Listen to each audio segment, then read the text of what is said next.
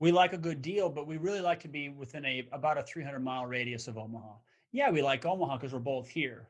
That's where we built our business, and that's where we kind of learn the ins and outs, and that's where we kind of got the strong push forward of where we're at now. But I mean, we're doing great in Sioux Falls, Kansas City, Tulsa. I mean, these are all places we can drive in a day, and we have there and back in the same day. And so we learned what we needed to learn here by building quite the business here, and now we know what to expect from every position throughout the entire investment, whether it's a JV or a syndication. And now we know what to expect of property managers outside of Omaha. So here's the attorney in me now. I'm not going to give you an exact place. Honestly, I like the Midwest. I just like something that's just really not volatile. We're not worried about the ups and downs of the market. What do you say? We like the flat lands. I mean, it's not the most fun, but it certainly is pretty safe when it comes to rent and these investments. And I guess that's the most important, especially when you start taking other people's money in. Your network is your net worth. Come listen to some of the most successful people I know share invaluable knowledge, stories, and advice in real estate, business, and beyond. This is Weiss Advice. Whether you want to take your business or personal life to the next level, look no further. Welcome back to Weiss Advice. I am your host, Yona Weiss, and it gives me great pleasure to have two incredible gentlemen here joining me today, Collin Schwartz, Chris Pomerleau. You guys are rock stars, making things happen in the real estate world. How you guys doing today? Fantastic. Appreciate it. Thanks for having us on. Doing well. Thanks for having us. Okay, so for you listeners, the first response was from Chris. The second response was from Collin. Recognize those voices because we're going to hear a lot of them coming up in the rest of the episode. Just to give you guys a little bit of a background, I like to give some perspective, a little, if you will, context to this conversation. Chris and Collin are partners, and they founded Park Ave Capital, which is a multifamily real estate investment firm where they are syndicating and they are buying a lot of real estate, multifamily specifically. Right now, they have over $50 million in assets under management, collectively 750 units. And they're based in Omaha, Nebraska, but they're investing in multiple markets in the close proximity of Omaha. So let's just jump into it. You guys have been in real estate for quite a while. Chris, I know you came from a legal background, right? You were a lawyer. I still am. You still are, right? Obviously, once you're a lawyer, you never stop being a lawyer. but I mean, you have a law practice. Yeah. No, I'm actually still practicing law. I mean, an extremely large portion of my time is spent with the real estate, no question. But I'm still a practicing attorney. And is the goal or the plan to transition to full-time real estate? Because I know you've been investing in real estate, all the while, or for a number of years while you've been doing practicing law. When does this episode come out, I guess is the question. Am I allowed to answer that honestly? No, yes, 100%. I will be practicing real estate full-time, and that transition will take place relatively soon, certainly in the year 2021. That's awesome. Awesome. Sounds good. So this will definitely come out. But one other thing I think is really interesting, because something that I'm working on right now is Collin, that you founded the Omaha real estate investment. What is it called? The real estate investment meetup. Very, very, very simple. Don't overthink it. Omaha real estate meetup. That is exactly what it is. Yes. Okay. And so what's the goal? What's the goal of that meetup, and how many people do you guys normally get? Pre-COVID, post-COVID? Give me a little, what's going on?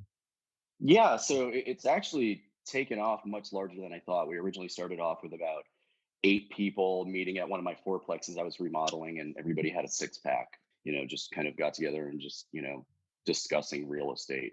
This is when I was much newer at real estate. I saw that there was a demand for this. There are other meetups in town.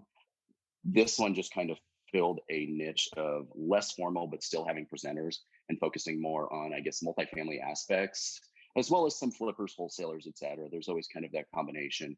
So that was about 2.5 years ago we started it. Currently, before COVID, I think we had close to 150 people show up at our last meetup event. and have about 1,800 or 1,900 members on our Facebook group now. That's really been obviously taking off. We've been doing a lot of Zoom calls. We've played with going back and forth to having in person. Right now we're kind of in a holding pattern and sticking to kind of the online community. But yeah, our goal really is, to help individuals find resources, to connect people that with the experts, to help newer investors make sure that they're steered in the right direction. There's lots of newer investors that get on the group, and lots of them are very motivated, whether they're professionals, they have capital. The goal is to, at least how I feel, and I think lots of the founding members of the group, or the people that have been in the group for the longest terms, is really to help these individuals. And then we end up doing deals with these people in return. I put a post out there the other day about what's kind of, it's the 2-year anniversary, or 2.5-year anniversary. What's something that you've gotten out of the Meetup group? And so many people said partnerships and deals and friendships. So that's awesome. Because I strongly believe in the power of networking, and you really make partners. Really? People find partners. Yeah, me. Yeah, we do a lot of it. I love it. Not just online, but in person also. Once upon a time, there was a lot more going on. But yeah, I love it. I mean, the incredible, ability to just find those people, and the friendships, oftentimes, like you said, turn into partnerships. And let's just segue into that. You guys, you guys are partners. How did you guys meet? Like, how did you meet, and how did you figure out at what point, oh yeah, we should partner up together? Because obviously partnerships are an integral part of this business. And it usually is, whether or not you're going to succeed, or you're going to, succeed greatly, is totally dependent on these partnerships. So Chris, what's your side of the story? How did you guys meet up first? Yeah. You want to hear my side first? I mean, you're a divorce attorney, right? I am a divorce attorney. Why are you? No, I'm just joking. I want to hear. You're always taking sides. We had both started around the same time. I mean, I started in single family stuff, doing a lot of stuff myself back in 2013. But when I really started really getting after it was 2017. That's when I started leveraging other property managers and contractors. And basically, I was doing everything myself between 2013 and 2017. So 2017 is when I really started getting after it. And then that is when I realized I kept coming to the same properties and getting in bidding wars with the same individual. And that just so happened to be Collin. And so, there was a time where I actually had the best bid on a property. I thought it was mine, hands down. And it was a great property. It ended up being fantastic. Somehow Collin got it. And I didn't know why. It really upset me. I come to find out, the crazy story is, it was owned by an LLC whose member was the wife in one of my divorces. Oh, man. So she saw me put the bid in, and I bet she was like, I hate that guy. He's not touching my property. And so she gave it to the second best bid, which was Collin. And I ended up driving by there. I noticed some construction people outside and inside vans and whatever. I could tell somebody was there, and I knew it was vacant. So I just walked in, and Collin was in there, and introduced myself. And we just built a relationship after that, coffee shop and talking about different deals. And on the very next one we really liked is then when we jumped in together and said, look, let's just not outbid each other. Let's team up on this one. And that was a little portfolio deal. And from there, it just snowballed. That's awesome. Collin, can we corroborate that story? That is true. I underbid him and got the property. So that's true. I think I offered 5,000 or 10,000 less, and I did succeed in closing on that property. Interesting enough, part of the reason why we named our company Park Ave Capital, the building was on Park Avenue in Omaha, Nebraska. So kind of a play on, Wall Street, Park Ave, but that's also where we kind of connected. But yeah, as Chris said, we were just constantly going to the same properties. I called him one day. I'm like, hey, I'm going to go look at this package of, 10 units. These were kind of some small conversions. He's like, oh, is it at this address? Sure enough, we're both there. Realized that, for us, if we wanted to grow, why don't we just partner together and do it? I had started a property management company at the time, which was basically just me and some subcontractors. But yeah, that really kicked it off, and we were able to roll those projects into quite a bit. We just sold a few of those off, but those allowed us to both refinance and 1031 into much bigger projects. That's awesome. So what is it in your partnership? Because real estate obviously has a lot of different components to it that different roles need to be played. What is it, what are some of those different roles that, different hats that each one of you wears? And how do you figure out like who's good at what, who's able to take on what? Yeah, I mean, we did a lot of the same things as each other at first, just because we were just trying to figure each other out, and we were used to doing everything ourselves. Right. And then we quickly learned that, I'm a little more because of the nature of my day job, if you will, and just my nature. I'm certainly seeing my email more. I'm more available. Whereas Collin owns a property management company, which is now up to 450 units and all throughout Omaha. He's a little more boots on ground, so he's not always able to answer those emails right away. So I'm taking care of a lot of the correspondence and underwriting and due diligence and bankers and all, insurance and all. I'm doing a lot of that stuff. And Collin knows how to do that stuff too, because he's done it himself and he does it as well. He also builds relationships with investors. And we slowly got to the point where I would handle a little more of that and he'd handle a little more of the property management, boots on ground stuff. But we still see ourselves doing a little bit of the other person's roles, if you will. We never technically wrote it down. It just took a little bit of learning and a little bit of trial and error. And I think we got it down pat now, which is weird because we never really talked about who's doing what, but it just kind of worked out. That's good. Well, I want to take this a little bit of a different direction. Maybe you surprise you by this question here, but I know, Chris, maybe you're a divorce attorney, maybe not a divorce counselor, marriage counselor per se, but basically 50% of the time I am. So let's do a little marriage counseling over here in this partnership. Not that you need problems, but it's always good to kind of speak out things. If there's one thing that you could change in this partnership for the better, what would that be? Collin, I'll ask you first. I think it probably would have been focusing on doing what we're doing right now sooner, being on more podcasts, putting ourselves out more, and creating more investor relations. That's what I would have done sooner. We would have put more focus on that. We are working on doing that more, but we've also become exponentially busier. I have 3 children under the age of 5. Chris has 2 young children as well. So just that's one thing I wish we would have known to focus on. All right, Chris, what about you? See how he answered like an attorney there, because you asked him what he would fix right now, and he told you what he would have fixed 2 years ago. That's a very sly way to get out of that. What I would fix right now, a lot of it has to do with myself, I guess, just the ability to commit more time to this marriage. I'm so busy with my legal job. I'm about 80% law. I'm sorry, that's not true. 80% real estate, 20% law. I wish I had that extra 20%, and that's why in a very short amount of time I will be 100%. And so even though I certainly hold my weight when it comes to this, because I'm working all hours a day just like Collin is, I wish I could give that extra 20%. So that's why it's coming up really short. See, I took the safe route. I made it about myself and how I could get better. And that shows that I have somewhat of a history in actual divorces. You got to take fault for yourself if you want things to go right. That's true. And, I just finished up reading, I'm sure you guys have come across the book, the 5 Love Languages. No, but that's a good one too. That's not what I was thinking of. Jocko Willink, the extreme ownership. Extreme ownership.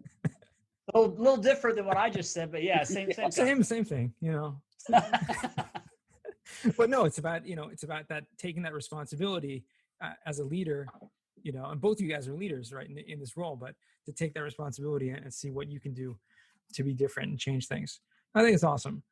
So now you guys are focused, you're in Omaha and focused in the areas around that. Is there one particular market that you like better than others? Or are you, more particular to Omaha because you have that property management company, you're localized? We like a good deal, but we really like to be within about a 300-mile radius of Omaha. Yeah, we like Omaha because we're both here.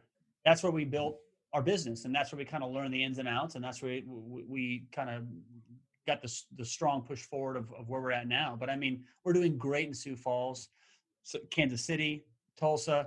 I mean, these are all places we can drive in a day, and we have there and back in the same day. And so we learned what we needed to learn here by building quite the business here. And now we know what to expect from every position throughout the entire investment, whether it's a JV or a syndication. And now we know what to expect of property managers outside of Omaha. So here's the attorney in me now. I'm not going to give you an exact place. Honestly, I like the Midwest. Yeah. I just like something that's just really not volatile. We're not that worried about the ups and downs of the market. What do you say? Flatlands. We like the flat lands. I mean, it's not the most fun, but it certainly is pretty safe when it comes to rent Yeah. and these investments. And I guess that's the most important, especially when you start taking other people's money in. Absolutely. Absolutely. What would you say going forward, 2021, what's the goals? Have you guys penciled out goals yet? Whether it be numbers, whether it be, anything like that in terms of what you guys see the future?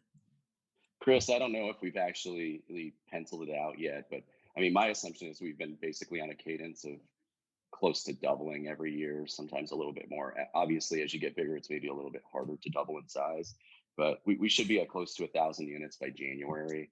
And, I think it's a realistic goal that we get close to double that size. We also do have another company. We have a lending company and we lend hard money. So there's some focus there. But yeah, as we build out our systems, we have staff now. I think we're trying to ramp up as we're finding more investors, as we're having, a successful track record. We've done 20 of these properties where we've purchased and done a full cash out refinance. So, okay, now we have this track record. I think we start to feel more comfortable to, start taking more and more investors' money and getting larger and larger and providing more passive income for both ourselves and our families, but also our investors. Absolutely. Chris, No, for sure. you have anything you want to add to that? No, I mean, that's exactly what we want to do. We have three businesses. Our main business is the investment portion. We also have the hard money lending business. We're actually starting a brokerage here soon.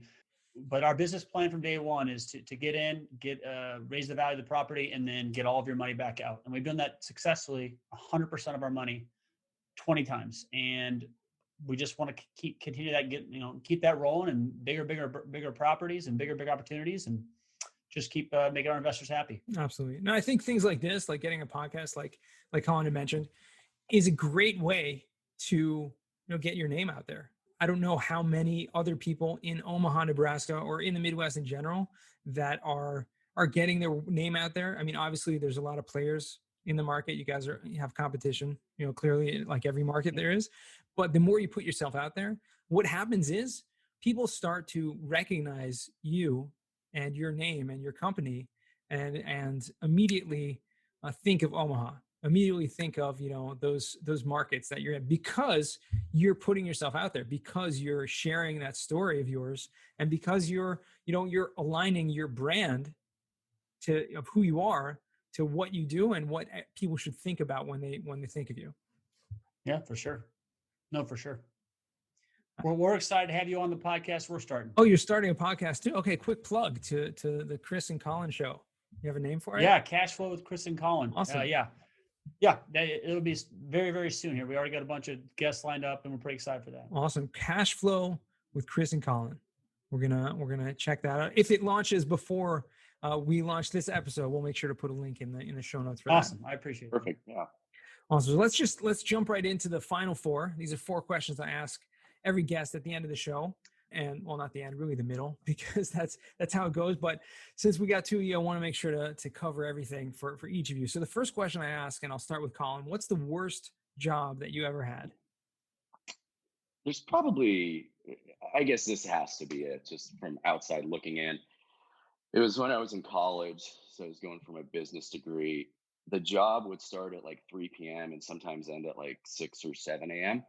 I would sort newspapers. So you know how sections E, D, C, and B in the sports sections and the finance are located inside? Somebody is manually doing that. That individual was me. So at 9 a.m., I had a 4-hour accounting class. So I was really useful when it came to advanced calculation. So yeah, sorting newspapers, that's up there. That's got to be, you probably got some paper cuts from that. Yes. It was mind numbing. And you were on your feet the whole time of not moving. And yeah, it was fun. Yeah, that's crazy. Chris, what about you? Worst job you ever had? Oof, that's tough. When I was 16, I worked for a construction company. We did foundations for basements. So you lay up those large planks, and then they pour the concrete within the planks. Poured foundations is what it is. That's when I was playing football and doing really well in sports. I thought I was tough. I was not tough. That is a tough job, all day outside in the sun, 12, 14 hours, not that good a pay. I gained so much respect for those other guys that would show up every day and not complain. So certainly pouring foundation during the summers, building houses. Yeah, I find oftentimes, our guests answer something, two common denominators. One, usually something when you were young, so one of your first jobs, because quickly you learn, okay, I don't want to do that anymore. And secondly, it usually has to do with manual labor, right? In both of your guys' cases, was definitely that.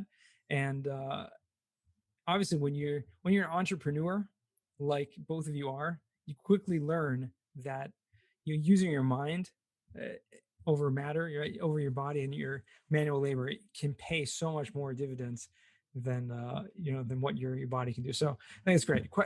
Question number 2 is for Chris first. What is a book you've read that's given you a paradigm shift? Think and Grow Rich.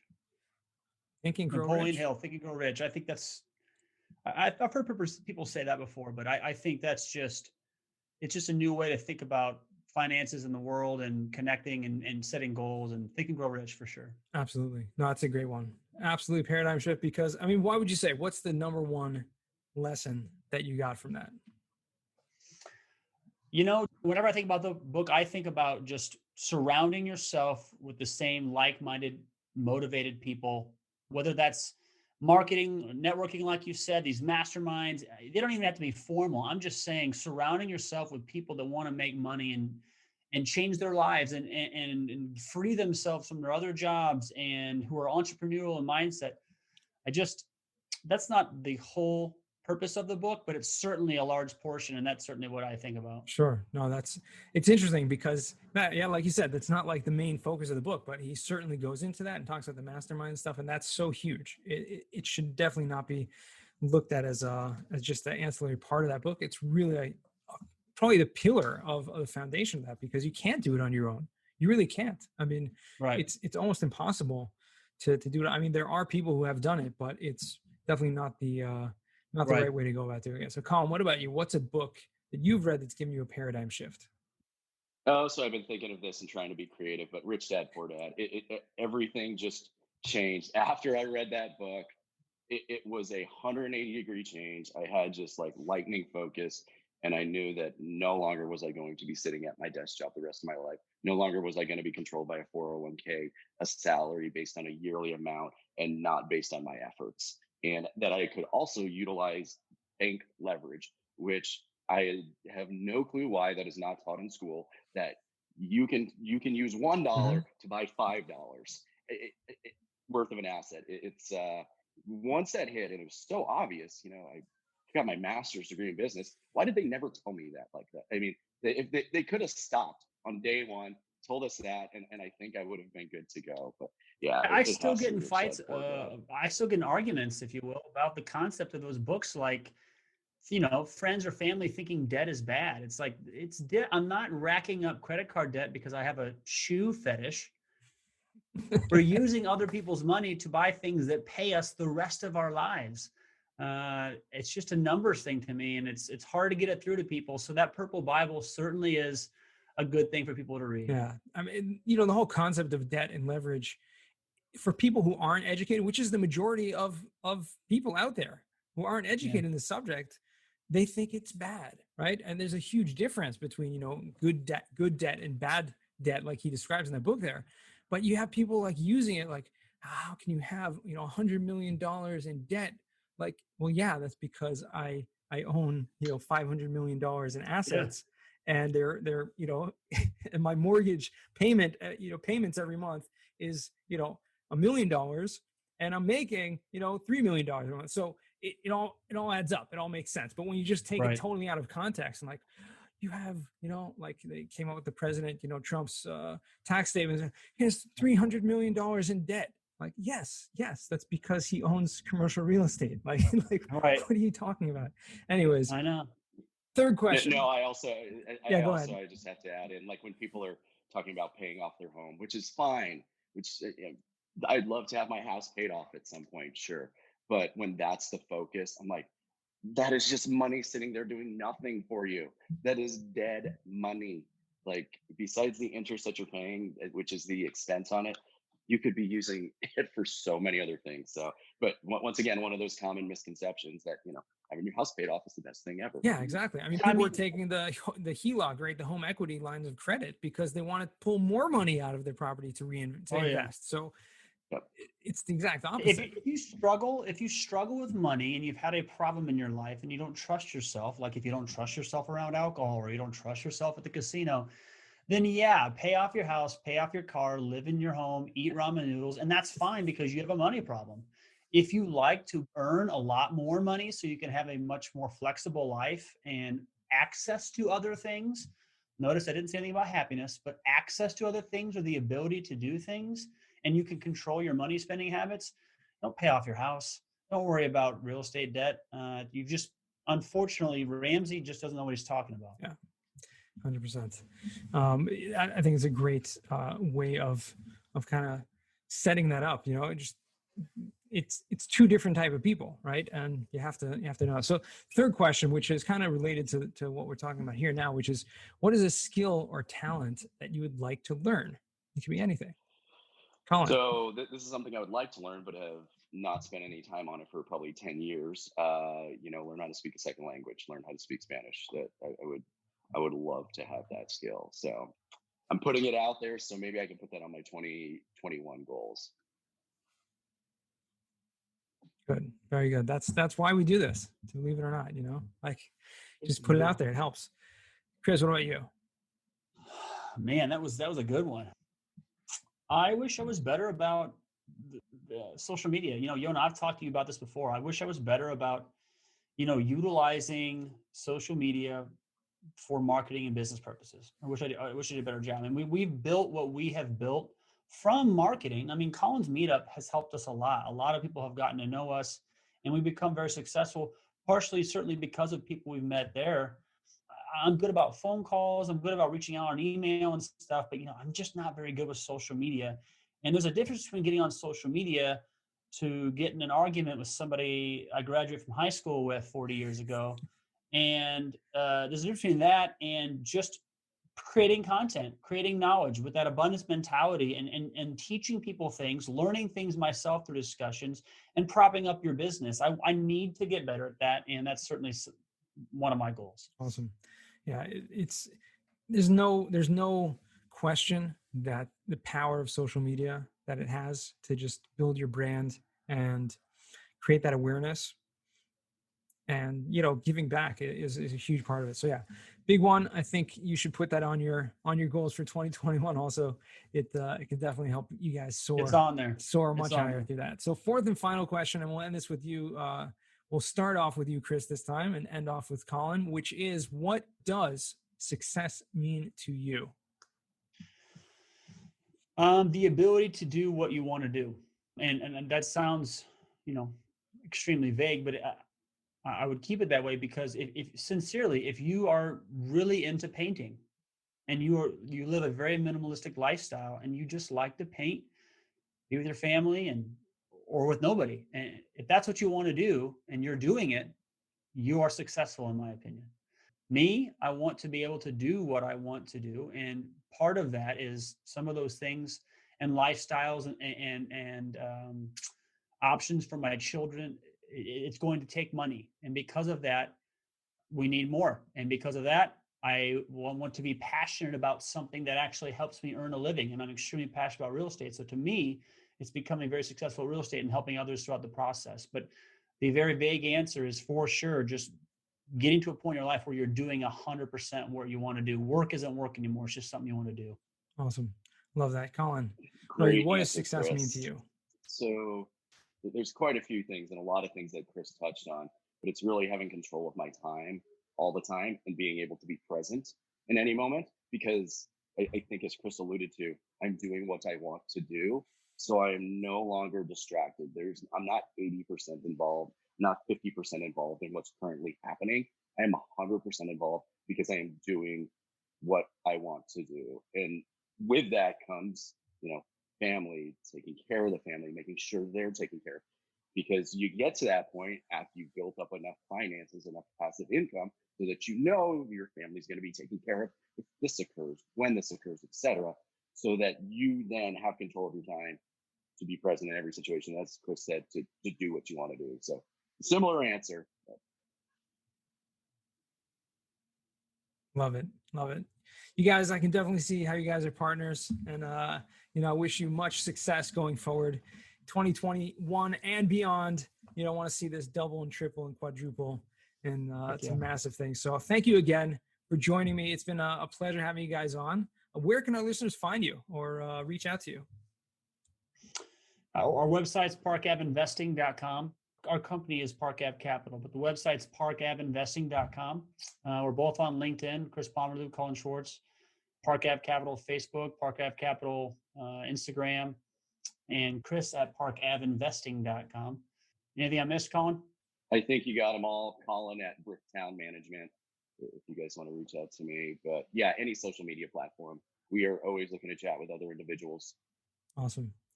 Well, thank you again for joining us. And to our listeners, thank you for listening in and joining us once again. Remember, the best advice comes only when you ask. Real quick, I have one question for you. Did you like this episode? If you did, I want to ask you a huge favor. See, the biggest thing that helps this podcast grow and that will spread this message to the whole world is that if you leave a review, a rating, and subscribe to the podcast. What that does is it basically tells the platforms that this podcast is out on is that you like my stuff and I'm doing something right. So take a few seconds out of your day, hit that subscribe button, leave a rating or review. I would be extremely grateful. Also, I want to hear from you guys. So I want to hear some feedback. If you have any questions for future episodes, please find me on LinkedIn, send me a DM, connection request, Yona Weiss, and I'd love to hear from you.